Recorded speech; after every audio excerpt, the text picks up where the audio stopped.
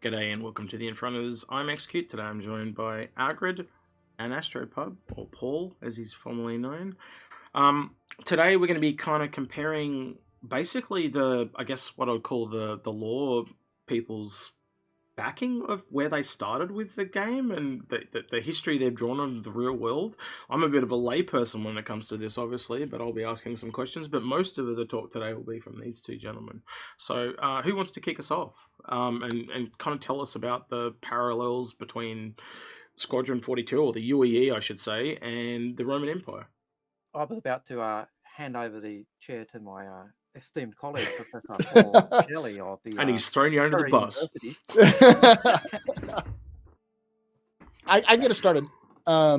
It's the simplest answer. The way to get started with is that back when they first announced the game, they did a lot of discussions, because it was the original idea behind Star Citizen was that I guess the very beginning was the idea that they were going to just take the Wing Commander IP and just make another Wing Commander game with another Wing Commander Privateer or Freelancer, but that didn't work. So they had to come up with their own world and universe to create. And so what they drew upon was and they've been very open about this in the past with interviews and with discussions they've had, is the Roman Empire.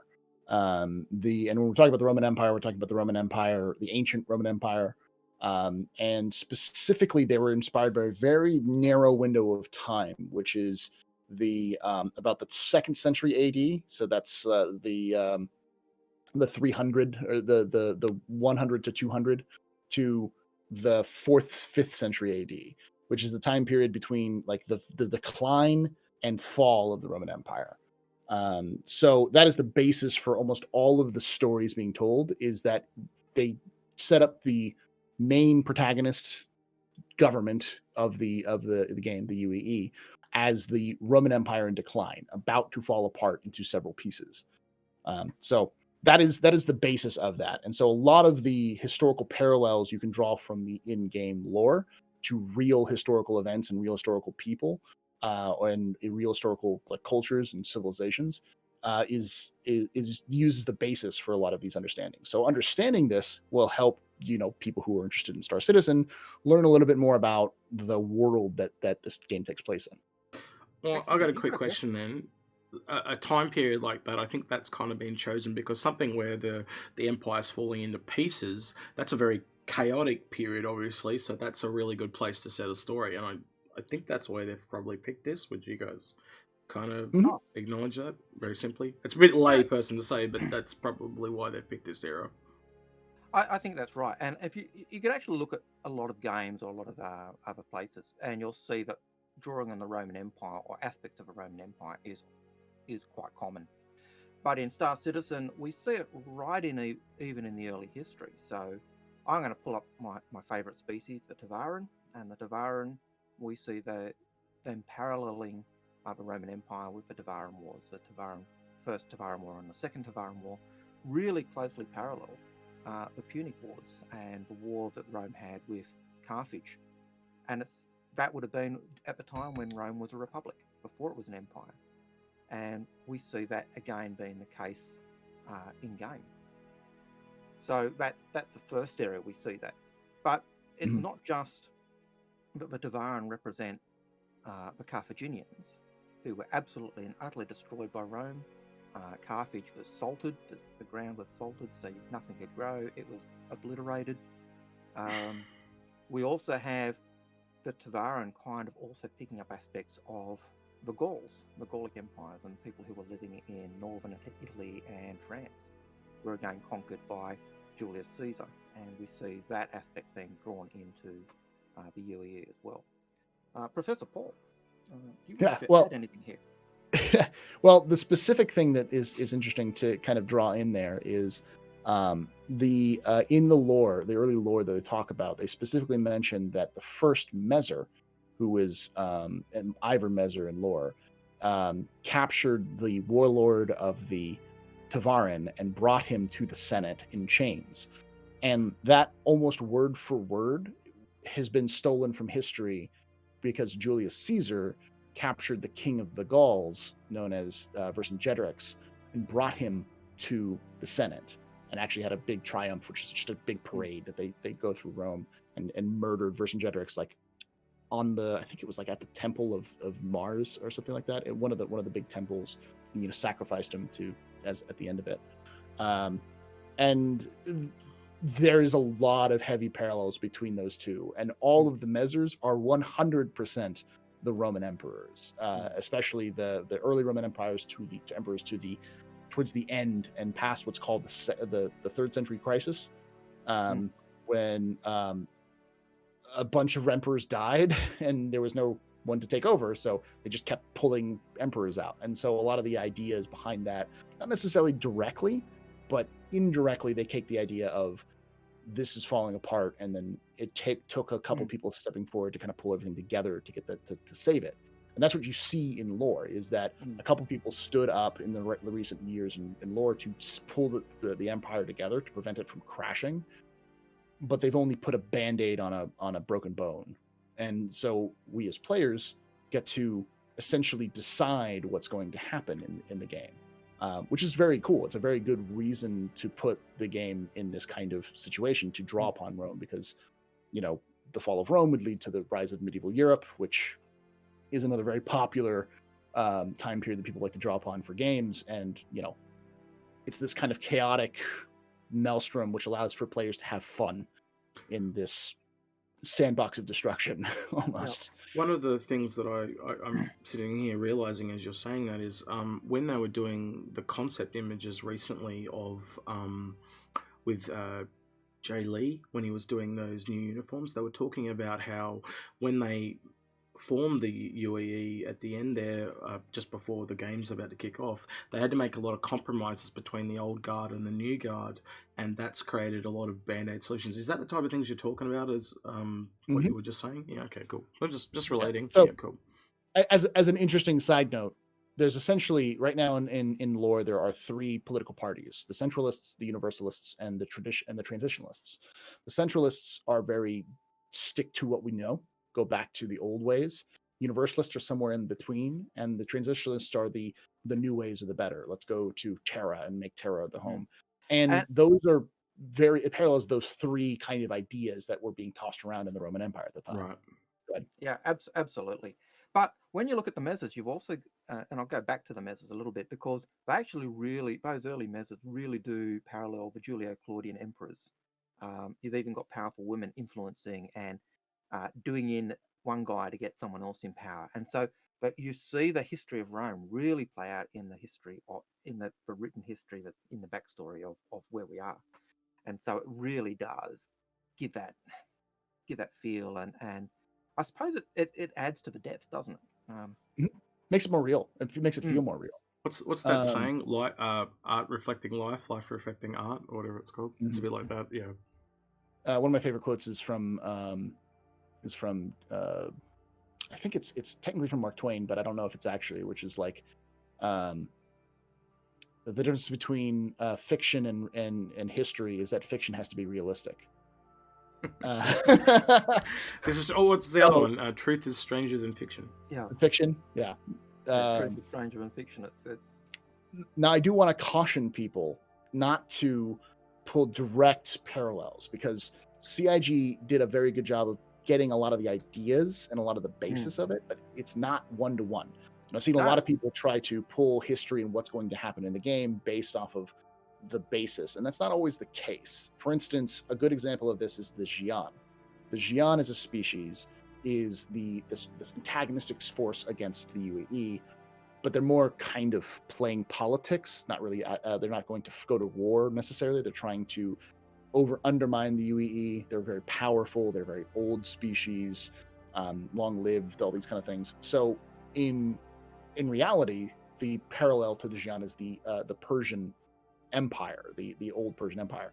I know that there's like 2 or 3 different names, that the Sassanids and other kind of names that they've used, but I'm just gonna call them the Persians. So those of you who actually are in depth about history will probably chime in on all of the different ones, but that specifically. The easiest one is just to say they're the Persians. They're the guys who are living to the east east of Rome in So is that a common thing, you think, for them to have taken different groups of history and group them together for the species, so they've kind of molded things.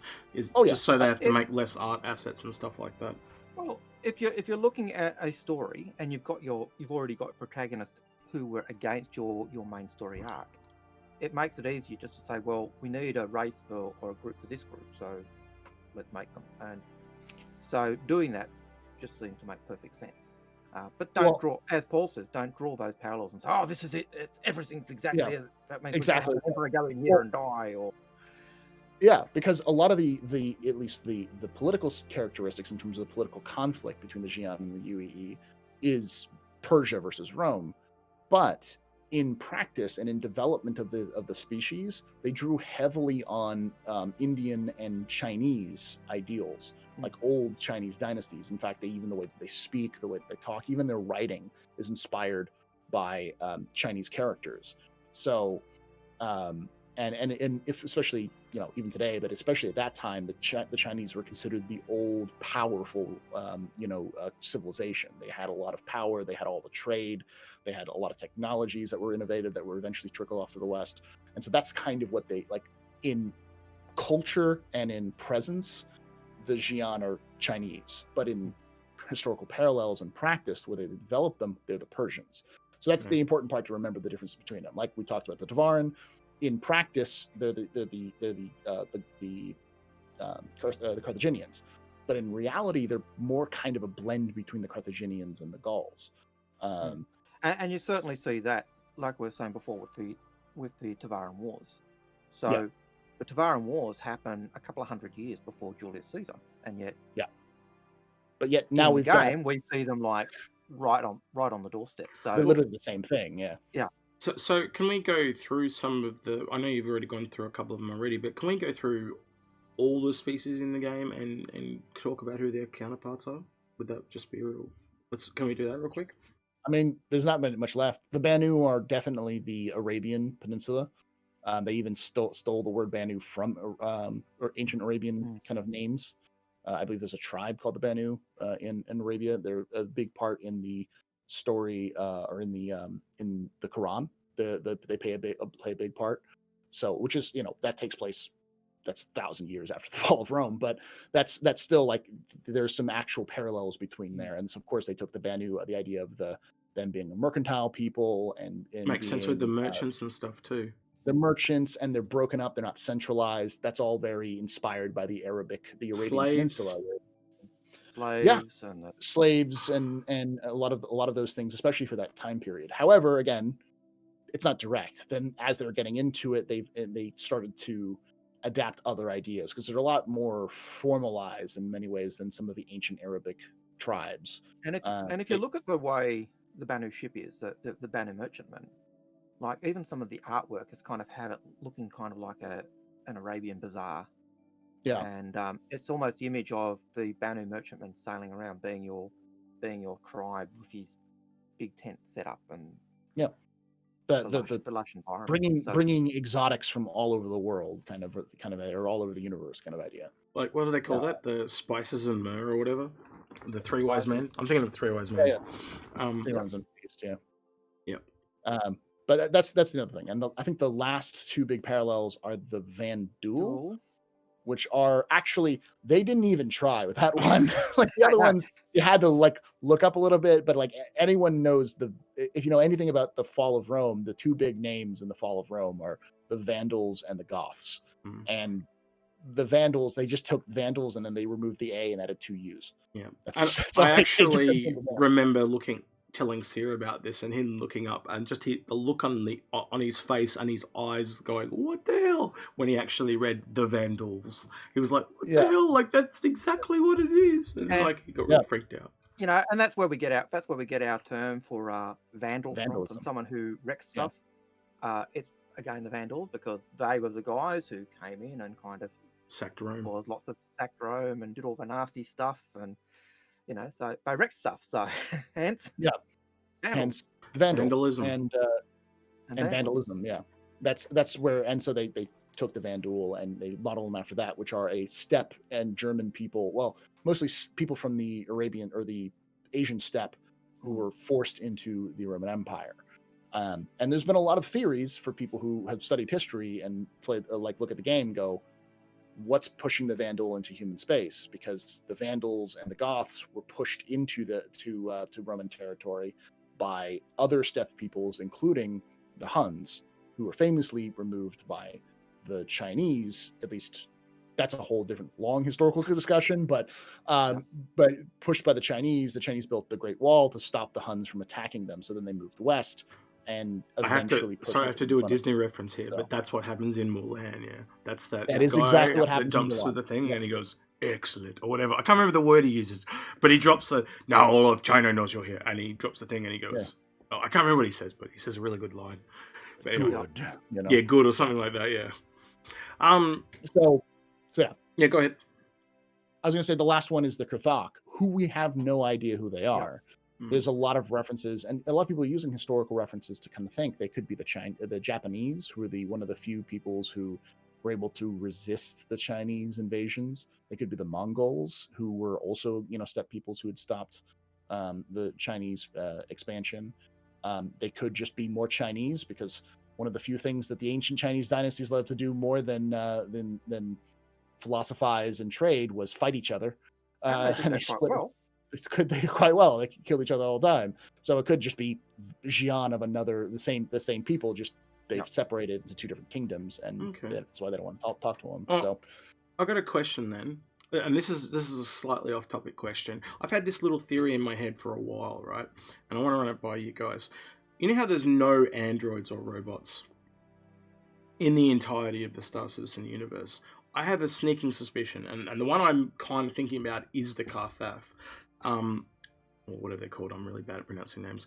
But I know that they're having a spirit war with the Xi'an. And I was like, well, if they're having a spirit war, what would the war kind of be about? And my inkling was that the Xi'an think they are kind of godless because they are machines. Could be. That's my kind of thought process. There are no robots because there's a robot species. And the Xi'an are at war with them and call them because of the spirit. I could be completely wrong. It's a total speculation. I think you've been watching too much of Orville. Yeah. I honestly think you're probably pulling in some ideas for another video that we can do on the lore about the AI. Oh yeah, for sure. All right. Well, so stick around for that if you just were watching this. Cool. All right. Moving on then. Do you want to talk a little bit? I'm reading our notes here. So, the Messer and how he's a stand-in for Caesar and Augusta. We talked about it a little bit. Oh, we did. We did talk about that. So, the crazy thing is that he's both Julius and Augustus, and I'll let Algared. Oh, so that's where you're talking about, where he brought that guy through the town and sacrificed him. Okay, my bad. He stands in for Julius Caesar because he dragged through Vercingetorix, and Messer drags through Batavaran leader. But he's also like Augustus because Augustus was the first emperor of Rome, and Messer becomes the first emperor of the UEE. He even, I believe, initially it's even uses almost the same language. I'm the first among prime equals, citizen versus principes, which is basically the same thing. So it's the same thing that Augustus said. When Augustus used the Senate to kind of push his power and build it up. So I know I'm not an emperor. I'm the first among equals, which is kind of what Messer did initially. And so you see those parallels really strongly come through. Did Augusta hand the empire on to his offspring, so to speak, as well? Is that what happened? Sort of.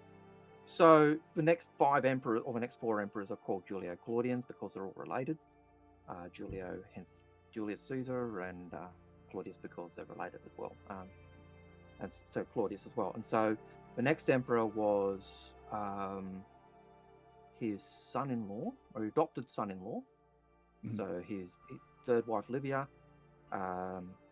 Augustus hoped the next emperor would be the son of his daughter, Julia.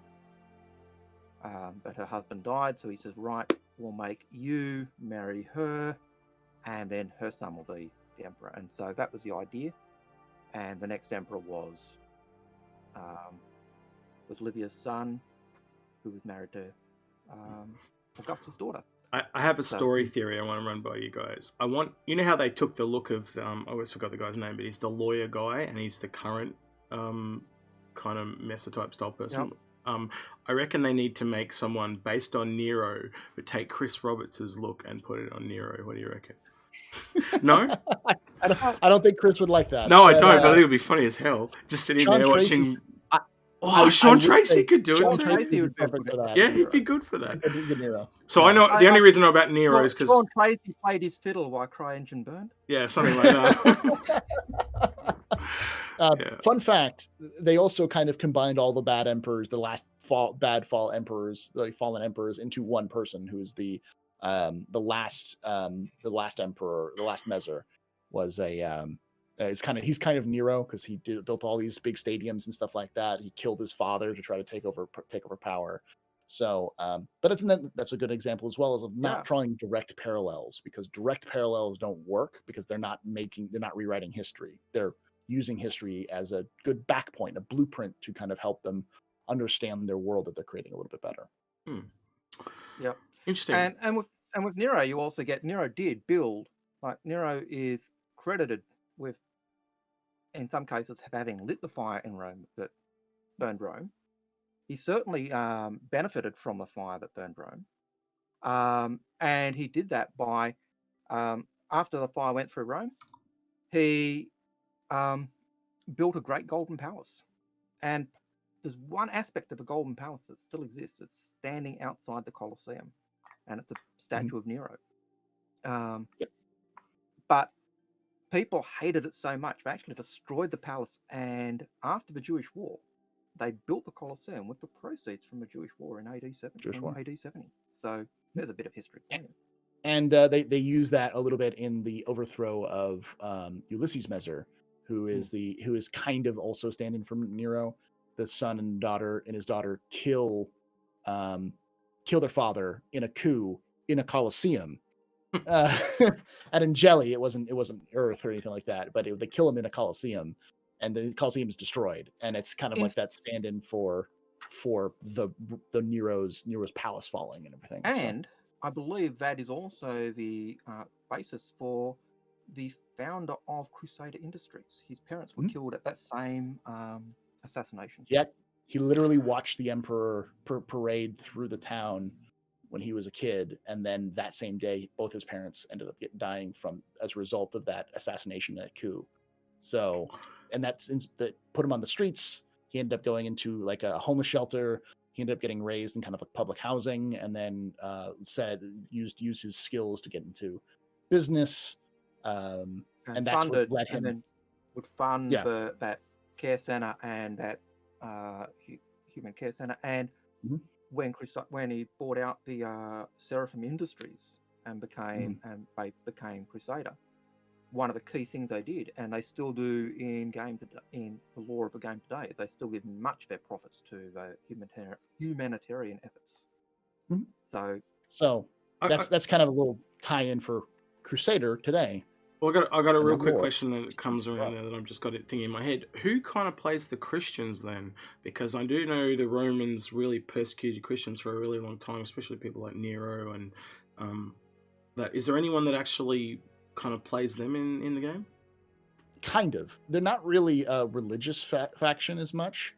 What you see in lore is mostly rebels, generic rebels, and people, for instance, like the founder of Crusader Industries was himself a rebel activist. He was a political activist against the Messers, and then he, I think, was sick, so he missed a flight, and that flight was bombed. And so everyone was pretty sure that he was the original target. So he had to flee to the Xi'an Empire and lived in exile in the Xi'an Empire.